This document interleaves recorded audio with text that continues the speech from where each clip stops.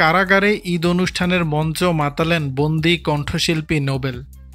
বাংলাদেশের সঙ্গীত জগতে একসময় যে নামটি উজ্জ্বল আলোয় উদিত হয়েছিল সেটি এখন বিতর্ক আর সমালোচনায় আবর্তে মাইনুল আহসান নোবেল।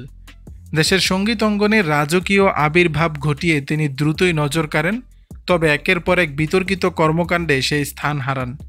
সবশেষ নারী নির্যাতনের এক মামলায় তাকে যেতে হয়েছে ঢাকার কেরানীগঞ্জ কেন্দ্রীয় কারাগারে। ঈদুল আজহার দিন শনিবার 7 জুন কারাগারে আয়োজিত এক বিশেষ সাংস্কৃতিক অনুষ্ঠানে বন্দী হয়েও মঞ্চে ওঠেন এই আলোচিত গায়ক। সেখানে নগর বাউল জেমসের গান সহ নিজের জনপ্রিয় কিছু গান পরিবেশন করে বন্দীদের হৃদয়ে ছুঁয়ে যান তিনি।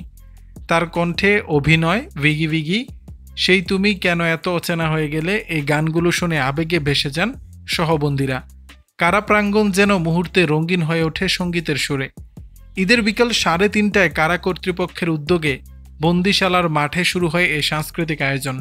সেখানে অংশ নিয়ে নোবেল শুধু গানই শোনাননি, বরং বন্দীদের মধ্যে আনন্দ ও উৎসবের আবহ সৃষ্টি করেন। কারাগারের ঈদ অনুষ্ঠান যেন ভিন্ন মাত্রা পায় তার পরিবেশনায়।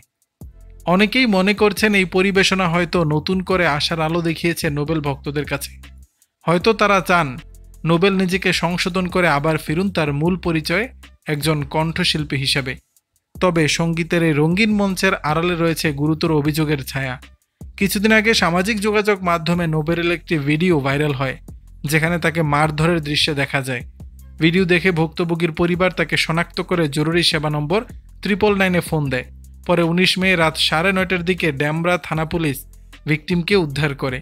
এই ঘটনার ভিত্তিতে ডেমরা থানায় নারী নির্যাতন মামলা দায়ের করা হয়। থানা সূত্র জানায়, তদন্ত চলাকালীন সিসিটিভি ফুটেজ পর্যালোচনা এবং প্রযুক্তির সহায়তায় ঘটনার সঙ্গে সংশ্লিষ্টতা প্রমাণিত হলে নোবেলকে গ্রেপ্তার করা হয়। দর্শক, বিষয়টি নিয়ে আপনাদের মতামত জানাবেন নিচের কমেন্ট বক্সে।